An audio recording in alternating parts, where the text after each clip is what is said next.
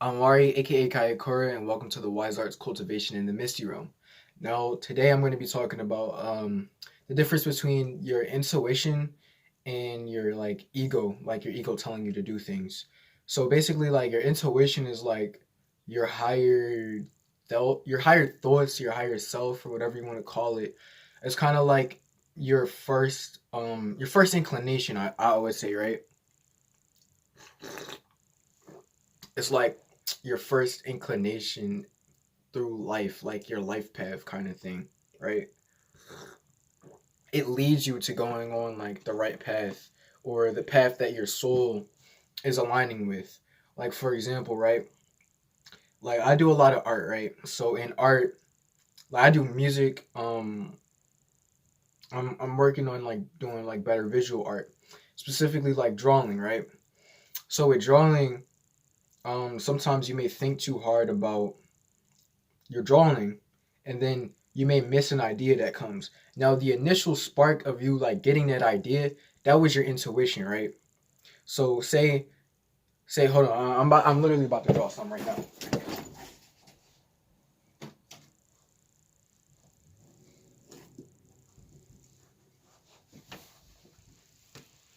All right, got my notes right here, right?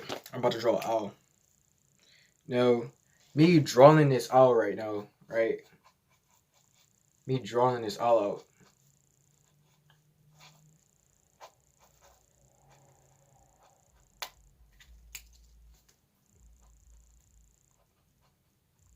Now, everything basically when I drew this owl out, right? Like my first thought was to draw it out. So that was already me following my intuition. Now the other like the strokes I did when drawing it, like that is kind of like that's debatable because like this ain't a good drawing. Like I'm not gonna like lie to myself and say it's a good drawing. It's not really a good drawing. But the fact that the first thought that came to my mind was ow, that was my intuition basically. So your intuition is like kind of like your higher self like basically moving in the direction that it wants to move in, right?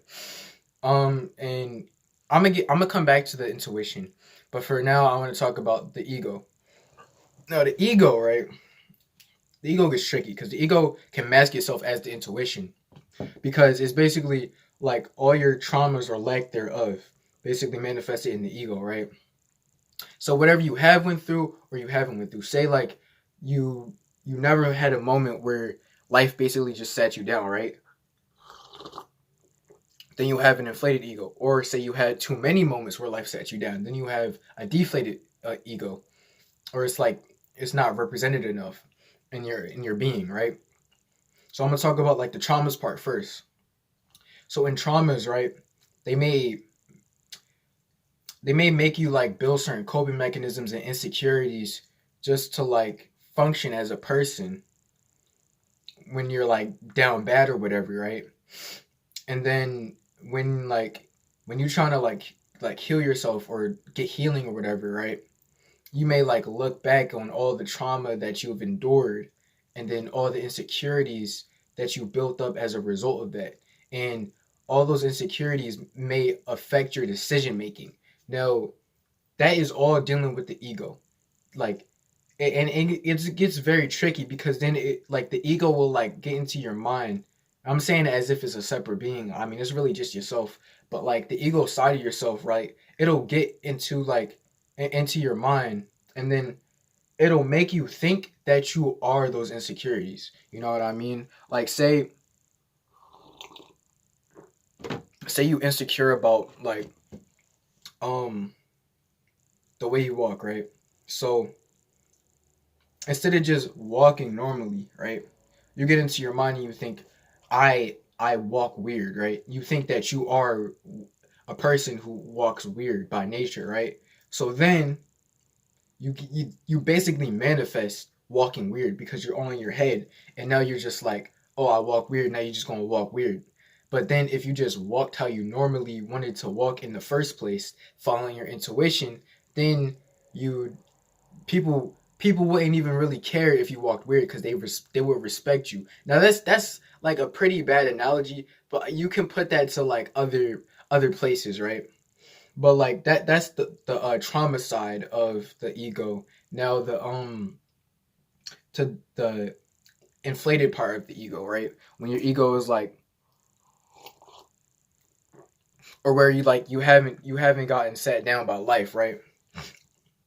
Like when you on your high horse and you need to like basically come down, right? Like this is represented mostly in like if you're too prideful to like endure like situations, you feel me? Like for example, right? Um if you don't like, hold on, I gotta think for a second. Like if you refuse to work at a place because you think you're higher than that place, right? But at the end of the day, what everybody hopes to get from like working a job is money, right? That's what everybody hopes to get from working a job, money. That's just one of the things. Money is like under this whole system, the government system that, well, the system that the government plays. But that's a whole other story. You feel me? But so when you work a job, you're hoping to get money, right? That's everybody's hoping to get money. So no matter what you're doing, you're hoping to get money. So that's kind of like saying don't judge another human being because we're all human at the end of the day. You know what I mean? And so you shouldn't judge another job because at the end of the day, they're working that job for the same reason you're working your job. We all want money or financial sustenance or financial freedom, whatever it may be. It's all connected to the financial energy. You feel me? So that's like a way that your ego can, like, you can not be, you can be egotistical or whatever, you know what I mean, and be like in your phoenix energy and just be all about like the rise or the eagle. Yeah, the eagle. The phoenix is when you can actually balance the two because you've been to the highs and you've been to the lows, so you know what dying is, and then you can rebirth yourself and then you can fly. You feel me? That's bars. It's unintentional. I didn't even mean that. But after that, I'm gonna go back to the intuition part though. Like your intuition is like really like when you follow your intuition, you'll realize things just like align like serendipitously. Like I've noticed this in my life a lot. Like when I'm like manifesting and stuff like that, right? Like when I think too hard about something, right? um or okay, things will, I just like see synchronicities, right? And things will just happen that's just like serendipitous, but then I'll think too hard and just basically mess up the manifestation. Like I used to do that a lot, but I'm learning how to go with the flow more. You know what I mean? Like the Tao, like the in between path between the yin and yang, listening to the mind and the heart. Like that's, I feel like that's a huge lesson that needs to be learned in order to like fully embrace your intuition. Because like a lot of the times in this reality, people will teach you that your intuition is like the wrong thing to go with. That's because they're talking about like the ego's sense of intuition, right? Like your lower feelings, like your your your your lower natures, basically, like your lower chakras, like your root chakra and stuff like that, which has to do with like security. Like when you don't have security or you don't feel secure in your life, you'll do things that you don't necessarily mean to do, or you don't really see the error in your ways because you feel like it's a necessity for you.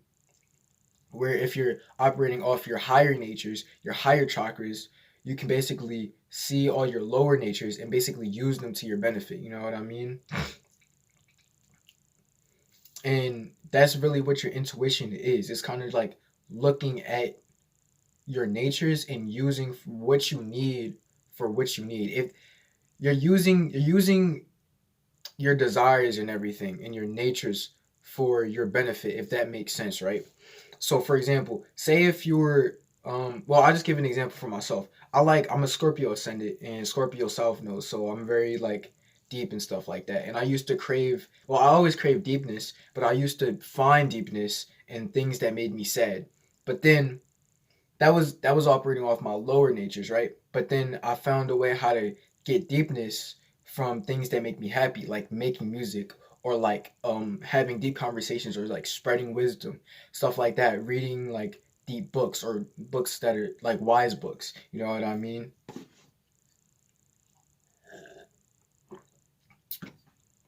Or watching things that deal with deep subject matters, right?